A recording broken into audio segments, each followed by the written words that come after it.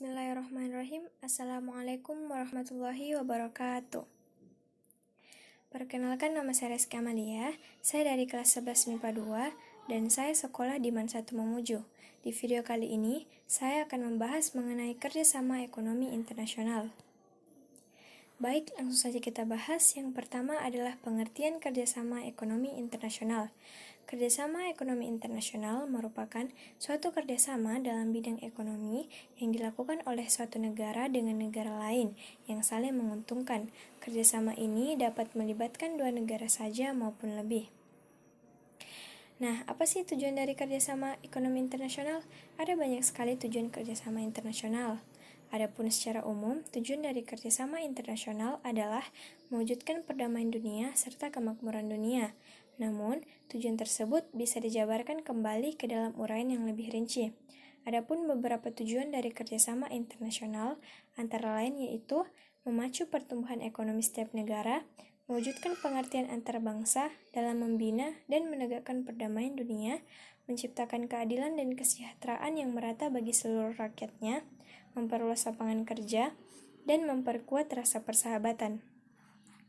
Nah, sedangkan manfaat dari kerjasama ekonomi internasional antara lain yaitu meningkatkan pendapatan negara, menjaga kestabilan harga dalam negeri, memperluas ketersediaan lapangan kerja, mempercepat pembangunan nasional, dan alih teknologi. Nah, selanjutnya ada bentuk dan lembaga kerjasama ekonomi internasional yang terdiri dari 3, yaitu yang pertama, berdasarkan letak geografisnya, yang kedua, berdasarkan banyaknya negara peserta, dan yang ketiga adalah berdasarkan lapangan usaha dan tujuan yang sama.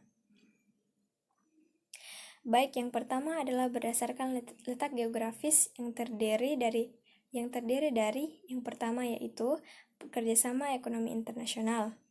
Yang pertama ada World Bank atau Bank Dunia yang didirikan pada tahun 1944 yang berkedudukan di Washington DC, Amerika Serikat. Lembaga ini bertugas memberikan bantuan ekonomi untuk perbaikan usaha-usaha dalam bidang pertanian, industri, jalan raya, dan pembangunan negara-negara di dunia. Biasanya dengan memberikan bantuan kredit jangka panjang untuk negara-negara berkembang dengan bunga rendah. Selanjutnya ada WTO atau World Trade Organization. WTO adalah organisasi yang dibentuk di Jenewa, Swiss pada tahun 1947 yang bergerak di bidang perdagangan internasional untuk mempertahankan tata niaga internasional dan mengatur perdagangan secara umum. Tujuan pembentukan WTO adalah menghilangkan ataupun mengurangi tarif bea yang menghambat perdagangan antar negara dan menyelesaikan sengketa dagang di antara anggotanya. Nah, yang kedua ada kerjasama ekonomi regional. Yang pertama ada ASEAN atau Association of Southeast Asian Nations. ASEAN merupakan lembaga kerjasama regional negara-negara Asia Tenggara di bidang seperti ekonomi, sosial, budaya, dan politik yang didirikan pada tanggal 8 Agustus 1967 di Bangkok, Thailand. ASEAN terdiri dari 10 negara, yakni Indonesia, Thailand, Filipina, Malaysia, Brunei Darussalam, Vietnam, Kamboja, Laos, dan Myanmar. Yang kedua ada AFTA atau ASEAN Free Trade Area. AFTA adalah kesepakatan perdagangan bebas antar negara-negara yang tergabung dalam ASEAN dengan tujuan antara lain yaitu meningkatkan pertumbuhan ekonomi yang merata dan berkesinambungan, meningkatkan ekspor dan impor, dan meningkatkan investasi bagi negara ASEAN. Dan yang ketiga adalah kerjasama ekonomi antarregional. Yang pertama ada ASEM atau ASEAN European Meeting.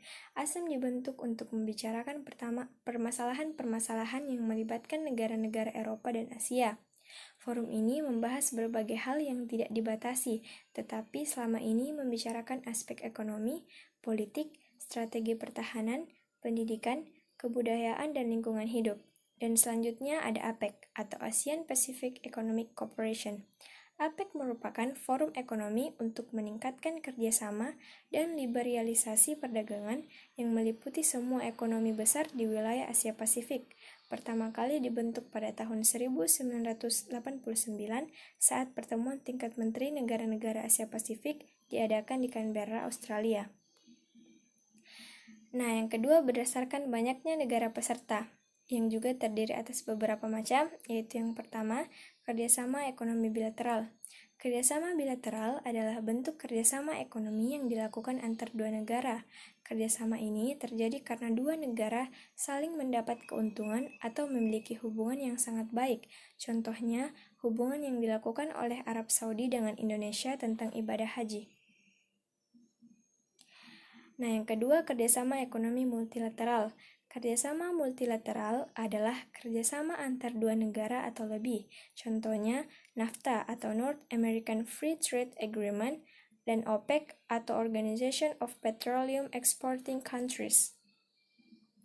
Nah, yang terakhir adalah berdasarkan lapangan usaha dan tujuan yang sama yang terdiri atau terbagi menjadi dua, yaitu yang pertama, berdasarkan lapangan usaha yang sama. Kerjasama ekonomi ini latar belakangi oleh kesamaan bidang usaha. Contohnya, negara-negara yang memiliki lapangan usaha yang sama pada sumber minyak bumi akan membentuk OPEC.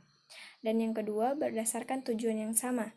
Kerjasama ekonomi ini dilatar belakangi oleh tujuan yang sama. Contohnya, sejarah para buruh atau tenaga kerja yang memperjuangkan hak-haknya melahirkan organisasi ILO atau International Labour Organization yang memperjuangkan tentang ketenaga kerjaan para anggotanya. Nah, sekian video dari saya. Kurang dan lebihnya mohon dimaafkan. Terima kasih bagi teman-teman yang telah menonton. Wabillahi taufiq wal hidayah. Wassalamualaikum warahmatullahi wabarakatuh.